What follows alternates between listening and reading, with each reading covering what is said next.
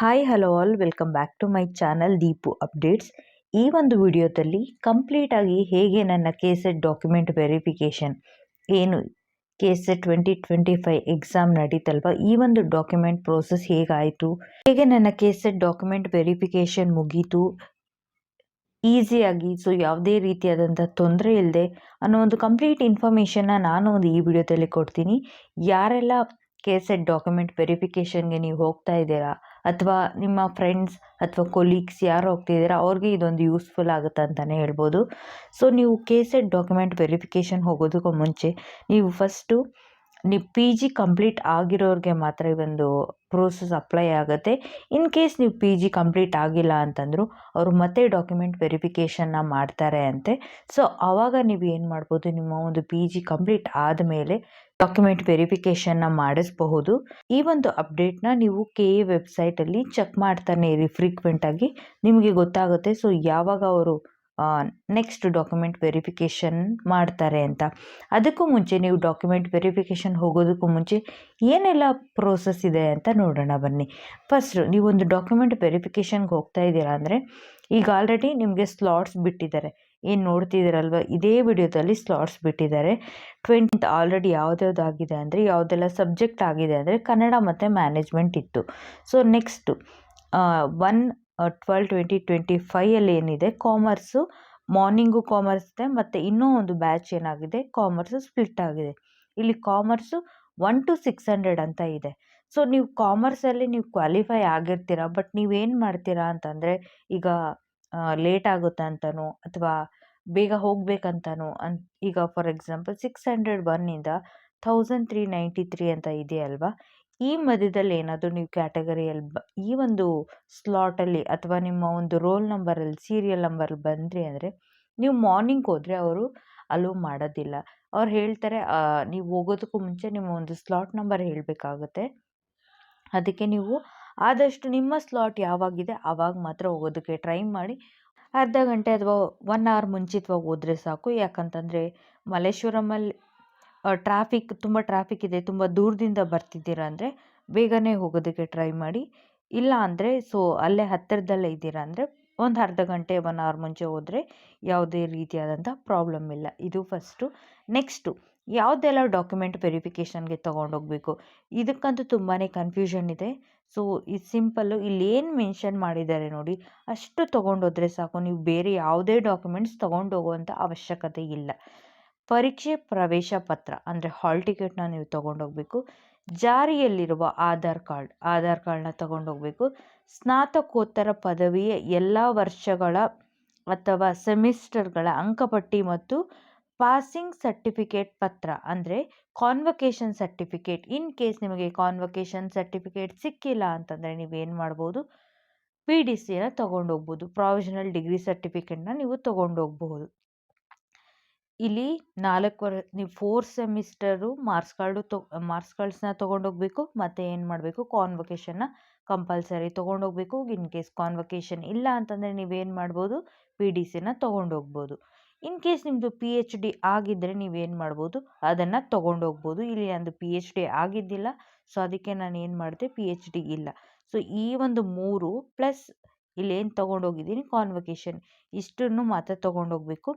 ಇದ್ರ ಜೊತೆಯಲ್ಲಿ ನೀವು ಏನು ಮಾಡಬೇಕು ಅಂತಂದರೆ ಮೀಸಲಾತಿ ಅನುಸರಿಸೋ ಅಭ್ಯರ್ಥಿ ಹೆಸರಿನಲ್ಲಿ ಪಡೆದ ಜಾತಿ ಪ್ರಮಾಣ ಪತ್ರ ಮತ್ತು ಆದಾಯ ಪ್ರಮಾಣ ಪತ್ರ.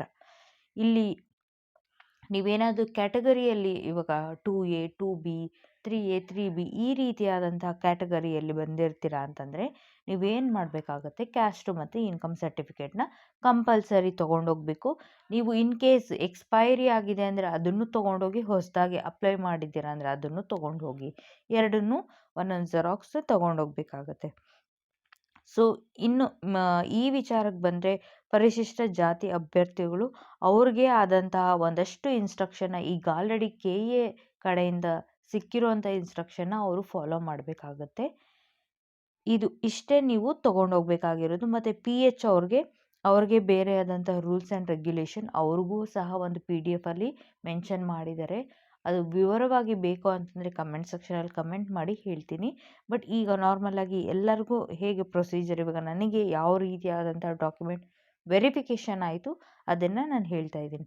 ಇಷ್ಟು ಡಾಕ್ಯುಮೆಂಟ್ಸ್ನ ನೀವು ತೊಗೊಂಡೋಗಿ ನೀವೇನು ಮಾಡಬೇಕಾಗುತ್ತೆ ಅಂತಂದರೆ, ಫಸ್ಟ್ ಎಲ್ಲ ಡಾಕ್ಯುಮೆಂಟ್ಸ್ ಇದೆ ಅಂತ ಚೆಕ್ ಮಾಡಿಕೊಂಡು 2 ಕಾಪಿ ಜೆರಾಕ್ಸ್ ಕಾಪಿನ ತಗೊಂಡು ನೀವು ಗೆಜೆಟೆಡ್ ಆಫೀಸರ್ ಹತ್ರ ನೀವೇನು ಮಾಡಬೇಕಾಗುತ್ತೆ, ಸೈನ್ ಮಾಡಿಸ್ಬೇಕಾಗತ್ತೆ. ನೋಡಿ, ಅಭ್ಯರ್ಥಿಗಳು ಈ ಕೆಳಕಂಡ ಮೂಲ ದಾಖಲೆಗಳನ್ನು ಮತ್ತು ಪತ್ರಾಂಕಿತ ಅಧಿಕಾರಿಗಳಿಂದ ದೃಢೀಕೃತವಾದ 1 ಜೆರಾಕ್ಸ್ ಪ್ರತಿಗಳನ್ನು ದಾಖಲೆಯ ಪರಿಶೀಲನಾ ಸಮಯದಲ್ಲಿ ಕಡ್ಡಾಯವಾಗಿ ಹಾಜರುಪಡಿಸತಕ್ಕದ್ದು ಅಂತ ಹೇಳಿದ್ದಾರೆ. ಇದನ್ನು ಏನು ಮಾಡಬೇಕಂದ್ರೆ, ನೀವು ಆ ಆಫೀಸರ್ ಕಡೆಯಿಂದ ಸೈನ್ ಮಾಡಿಸ್ಕೊಂಡು ನೀವೇನು ಮಾಡಬೇಕಾಗುತ್ತೆ, ಈ ಸಿಗ್ನೇಚರ್ ಆಗಿರುವಂಥ 1 ಕಾಪಿ ಪ್ಲಸ್ ನಿಮ್ಮ ಒರಿಜಿನಲ್ ಸರ್ಟಿಫಿಕೇಟ್ಸ್ ಏನಿದೆ ಇವೆರಡನ್ನೂ ನಿಮ್ಮ ಕೈಯಲ್ಲಿ ತೊಗೊಂಡು ಹೋಗಬೇಕು. ಇನ್ನೊಂದು ಜೆರಾಕ್ಸ್ ಏನಿರುತ್ತೆ ಅಲ್ವಾ, ಸೈನ್ ಮಾಡಿಸಿರೋದು, ಅದು ನಿಮ್ಮ ಒಂದು ರೆಫರೆನ್ಸಿಗೆ ಅಥವಾ ಫ್ಯೂಚರ್ ಬೇರೆ ಯಾವುದಾದ್ರೂ ಎಕ್ಸಾಮ್ಸ್ ಬರೆದಾಗ ಡಾಕ್ಯುಮೆಂಟ್ ವೆರಿಫಿಕೇಷನ್ಗೆ ಯೂಸ್ ಆಗುತ್ತೆ, ಅದನ್ನು ನೀವೇ ಮಾಡ್ಕೋಬೇಕಾಗುತ್ತೆ. 1 ಕಾಪಿನ ನೀವು ಏನು ಮಾಡಬೇಕಾಗುತ್ತೆ, ಅವ್ರಿಗೆ ಸಬ್ಮಿಟ್ ಮಾಡಬೇಕಾಗುತ್ತೆ. ಸೊ ಇದೆಲ್ಲ ಆದಮೇಲೆ ಹೇಗೆ ಡಾಕ್ಯುಮೆಂಟ್ ವೆರಿಫಿಕೇಷನ್ ಆಯಿತು ಅಂತಂದರೆ, ಈಗ ನನ್ನ ಸ್ಲಾಟ್ ಇದ್ದಿದ್ದು 2:30ಗೆ. ಸೊ 2:30ಯಿಂದ ಅವರು ಎಕ್ಸಾಕ್ಟ್ ಟೈಮ್ಗೆ ಸ್ಟಾರ್ಟ್ ಮಾಡಿದ್ರು 2:30ಯಿಂದ. ಸೊ ನಮ್ಮ ಏನು ಸ್ಲಾಟ್ ನಂಬರ್ ಇದೆ ಅಲ್ವಾ, ಸ್ಲಾಟ್ ನಂಬರ್ ಪ್ರಕಾರ ಕರೀತಾರೆ. ಫಾರ್ ಎಕ್ಸಾಂಪಲ್, ಈಗ 1 to 50 ಈ ಒಂದು ಸ್ಲಾಟಲ್ಲಿ ಫಸ್ಟ್ ಕರೀತಾರೆ. ನೆಕ್ಸ್ಟ್ 50 to 100, 100 to 150 ಈ ರೀತಿಯಾಗಿ ಸ್ಲಾಟ್ಸ್ನ ಕರೀತಾರೆ.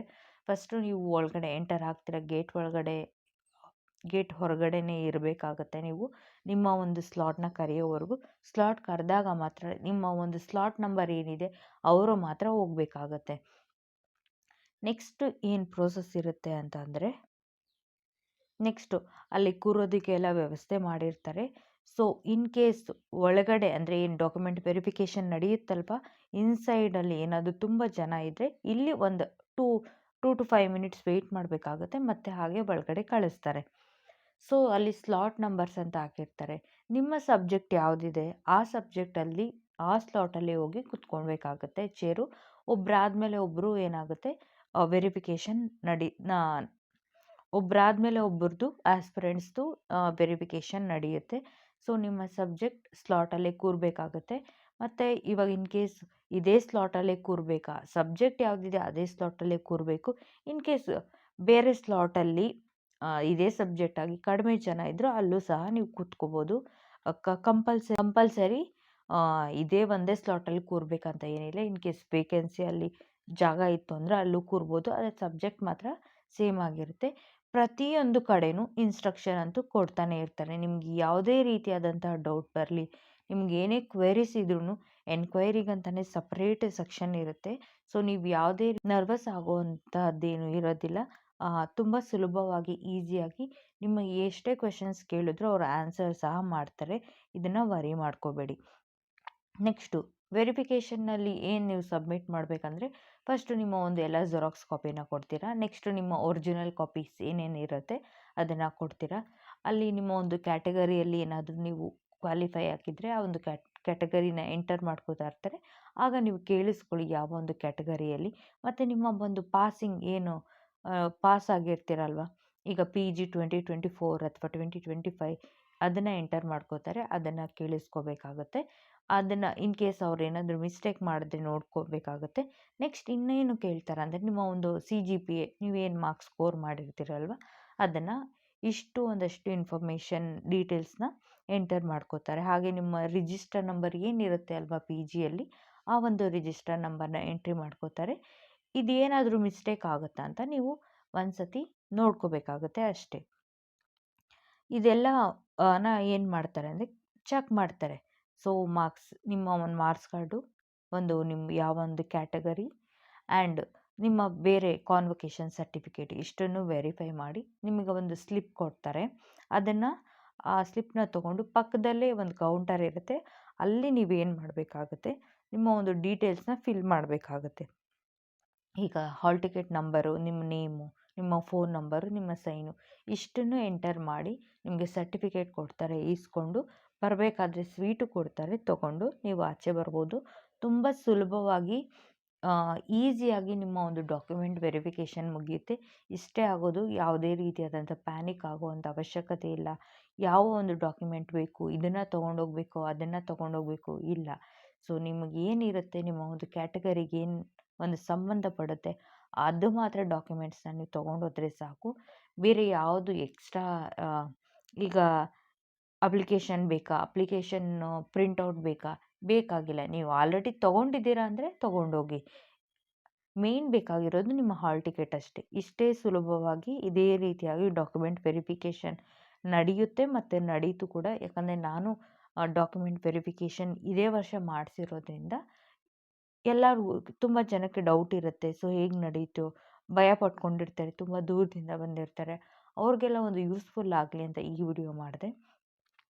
ಈ ವಿಡಿಯೋ ನಿಮಗೆ ಇಷ್ಟ ಆಯಿತು ಅಂದರೆ ಮತ್ತು ಬೇರೆ ಯಾರೆಲ್ಲ ಆಸ್ಪಿರೆಂಟ್ಸ್ ಬರೆದಿದ್ದಾರೋ ನೆಕ್ಸ್ಟ್ ಏನು ಡಾಕ್ಯುಮೆಂಟ್ ವೆರಿಫಿಕೇಷನ್ ಇದೆಯಲ್ವ ಅವರಿಗೆ ಈ ವಿಡಿಯೋನ ಶೇರ್ ಮಾಡಿ, ಯೂಸ್ಫುಲ್ ಆಗುತ್ತೆ.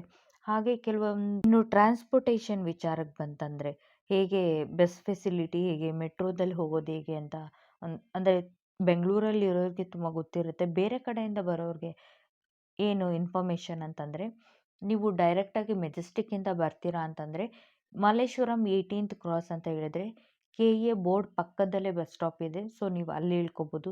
ಇಲ್ಲ ನಾವು ಮೆಟ್ರೋದಲ್ಲಿ ಬರ್ತೀವಿ ಅಂತಂದರೆ ಮೆಟ್ರೋದಲ್ಲಿ ಮಂತ್ರಿ ಸ್ಕ್ವೇರಲ್ಲಿ ಇಳ್ಕೊಂಡು ಅಲ್ಲೇ ಮುಂಭಾಗದಲ್ಲೇ ಏನಿದೆ ಬಸ್ ಸ್ಟಾಪ್ ಇದೆ, ಅಲ್ಲೂ ಸಹ ನೀವೇನು ಮಾಡ್ಬೋದು, ಬಸ್ನ ತೊಗೊಳ್ಬೋದು. 18th ಕ್ರಾಸ್ ಅಂತ ಹೇಳಿದ್ರೆ ಕೆಲವೊಂದು ಬಸ್ಸಸ್ ಹೋಗುತ್ತೆ, ಕೆಲವೊಂದು ಬಸ್ಸಸ್ ಹೋಗಲ್ಲ. ಹತ್ತೋದಕ್ಕೂ ಮುಂಚೆ ಒಂದು ಸತಿ ಕೇಳಿ ಹತ್ಕೊಳ್ಳಿ ಅಂತ ಹೇಳ್ತೀನಿ. 18th ಕ್ರಾಸ್ ಅಂತ ಹೇಳಿದರೆ ಅಲ್ಲಿ KA ಬೋರ್ಡ್ ಮುಂದೆನೇ ನಿಮ್ಗೆ ಏನಿದೆ ಬಸ್ ಸ್ಟಾಪ್ ಇದೆ, ಅಲ್ಲೇ ನಿಲ್ಲಿಸ್ತಾರೆ. ನೀವು ಬರಬೇಕಾದ್ರೆ, ನೀವು ರಿಟರ್ನ್ ಆಗಬೇಕಾದ್ರೆ ಅಲ್ಲೇ ಪಕ್ಕದಲ್ಲೇ ಲೆಫ್ಟ್ ಸೈಡಲ್ಲಿ ಏನಿರುತ್ತೆ ಮೆಜೆಸ್ಟಿಕ್ ಬಸ್ ಸ್ಟಾಪ್ ಇರುತ್ತೆ, ರೈಟ್ ಸೈಡಲ್ಲಿ ಯಶವಂತಪುರ ಸೈಡ್ ಹೋಗುವಂಥ ಬಸ್ಸಸ್ ಬರುತ್ತೆ. ಸೊ ನೀವು ಅಲ್ಲೇ ಒಂದು ಸತಿ ಕೇಳಿದ್ರೆ ಯಾರು ಬೇಕಾದರೂ ಇನ್ಫಾರ್ಮೇಷನ್ ಕೊಡ್ತಾರೆ. ಇನ್ನೂ ಒಂದು ಡೌಟ್ ಇರುತ್ತೆ, ಒಬ್ಬರೇ ಹೋಗ್ಬೇಕಾ ಜೊತೆಲಿ ಯಾರನ್ನಾದರೂ ಕರ್ಕೊಂಡು ಹೋಗ್ಬೇಕಾ ಅಂತ. ನೀವು ಯಾರನ್ನೇ ಜೊತೇಲಿ ಕರ್ಕೊಂಡು ಹೋದರೂ ನೀವು ಗೇಟಿಂದ ಒಳಗಡೆ ಬಿಡೋದು ನಿಮ್ಮ ಒಬ್ಬರನ್ನೇ ಮಾತ್ರ. ಕ್ಯಾಂಡಿಡೇಟ್ ಏನು ಹೋಗಿರ್ತೀರ ಅವರಷ್ಟೇ ಬಿಡ್ತಾರೆ. ಬೇರೆಯವ್ರು ನಿಮ್ಮ ಜೊತೆಲಿ ಯಾರಾದರೂ ನಿಮ್ಮ ಫ್ರೆಂಡ್ಸ್, ಫ್ಯಾಮಿಲಿ, ಪೇರೆಂಟ್ಸು ಬಂದಿದ್ದೀರಂದರೂ ಅವರು ಹೊರಗಡೆ ವೆಯ್ಟ್ ಮಾಡಬೇಕಾಗುತ್ತೆ.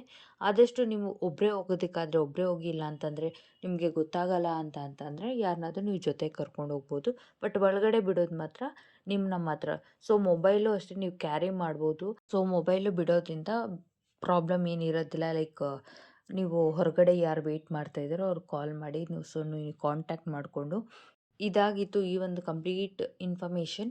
ಇನ್ನೂ ಏನಾದರೂ ಸಾಕಷ್ಟು ಡೌಟ್ಸ್ ಏನಾದರೂ ನಿಮಗಿದ್ರೆ ನೀವು ಕಮೆಂಟ್ ಸೆಕ್ಷನಲ್ಲಿ ಖಂಡಿತವಾಗ್ಲೂ ಕಮೆಂಟ್ ಮಾಡ್ಬೋದು. ನಾನು ಆದಷ್ಟು ರಿಪ್ಲೈ ಮಾಡ್ತೀನಿ. ಇಲ್ಲ ಅಂತಂದರೆ ಅದೇ ರೀತಿಯಾದಂತಹ ಡೌಟ್ಸ್ ಏನಾದರೂ ಇದ್ದರೆ ನೆಕ್ಸ್ಟ್ ವಿಡಿಯೋ ಮುಖಾಂತರ ಏನು ಮಾಡ್ತೀನಿ, ವಿಡಿಯೋ ಮಾಡಿ ಅಪ್ಲೋಡ್ ಮಾಡ್ತೀನಿ, ನೀವು ಚೆಕ್ಔಟ್ ಮಾಡ್ಕೋಬೋದು. ತುಂಬ ಸುಲಭವಾಗಿ ನಡೆದಂಥ ಡಾಕ್ಯುಮೆಂಟ್ ವೆರಿಫಿಕೇಷನ್ ಇದಾಗಿರುತ್ತೆ. ತುಂಬ ಕೋಆಪ್ರೇಟಿವ್ ಆಗೇ ಇರ್ತಾರೆ ಎಲ್ಲ KA ಅಲ್ಲಿ ಏನು ಸಿಬ್ಬಂದಿ ಇರ್ತಾರೆ. ಪ್ರತಿಯೊಂದು ವಿಷಯದಲ್ಲೂ ಸಹ ನಿಮಗೆ ಇನ್ಸ್ಟ್ರಕ್ಷನ್ಸ್ ಕೊಡ್ತಾರೆ. ಯಾವುದೇ ರೀತಿಯಾದಂಥ ಎಜಿಟೇಷನ್ ಏನು ಮಾಡ್ಕೋಬೇಡಿ. ನಿಮ್ಮದು ಏನೇ ಡೌಟ್ಸ್ ಇದ್ದರೂ ಅವ್ರ ಹತ್ರ ಕೇಳಿ, ಖಂಡಿತವಾಗ್ಲೂ ಅವ್ರ ಉತ್ತರ ಕೊಡ್ತಾರೆ. ಇದಾಗಿತ್ತು ಕಂಪ್ಲೀಟ್ ಇನ್ಫಾರ್ಮೇಷನ್. ಈ ವಿಡಿಯೋ ನಿಮಗೆ ಇನ್ಫಾರ್ಮೇಟಿವ್ ಅಂತ ಅನಿಸಿದ್ರೆ ಲೈಕ್ ಮಾಡಿ. ಹಾಗೆ ಈ ಇನ್ಫಾರ್ಮೇಟಿವ್ ವಿಡಿಯೋನ ಯಾರೆಲ್ಲ ಕೆಸೆಟ್ ಡಾಕ್ಯುಮೆಂಟ್ ವೆರಿಫಿಕೇಷನ್ಗೆ ಹೋಗ್ತಾ ಇದ್ದಾರೆ ಮುಂಬರುವಂಥ ದಿನಗಳಲ್ಲಿ ಅವ್ರಿಗೆ ಶೇರ್ ಮಾಡಿ ಅಂತ ಹೇಳ್ತೀನಿ. ಇನ್ನೂ ಸಾಕಷ್ಟು ಡೌಟ್ ಇದೆ ಕಮೆಂಟ್ ಸೆಕ್ಷನಲ್ಲಿ, ಖಂಡಿತವಾಗ್ಲೂ ಕಮೆಂಟ್ ಮಾಡ್ಬೋದು. ನಾನು ಎಲ್ಲರಿಗೂ ನಿಮ್ಮ ಒಂದು ಕಮೆಂಟ್ಸ್ಗೆ ರಿಪ್ಲೈ ಮಾಡೋದಕ್ಕೆ ಟ್ರೈ ಮಾಡಿ. ಯಾರೆಲ್ಲ ಕ್ವಾಲಿಫೈ ಆಗಿಲ್ಲ ಚಿಂತಿಸಲೇಬೇಡಿ, ಯಾಕಂದರೆ ನೆಕ್ಸ್ಟ್ ನೆಟ್ ಎಕ್ಸಾಮ್ ಇದೆ, ಹಾಗೆ ಮತ್ತೆ KCET ಎಕ್ಸಾಮ್ ಕಾಲ್ಫರ್ಮ್ ಆಗುತ್ತೆ. ಸೊ ಚೆನ್ನಾಗಿ ಪ್ರಿಪೇರ್ ಆಗಿ, ಗುಡ್ ಲಕ್ ಅಂತಲೇ ಹೇಳ್ತೀನಿ. All the very best for your next exam. ತುಂಬ ಚೆನ್ನಾಗಿ ಪ್ರಿಪೇರ್ ಆಗಿ ಕ್ವಾಲಿಫೈ ಆಗಿ. ಧನ್ಯವಾದಗಳು.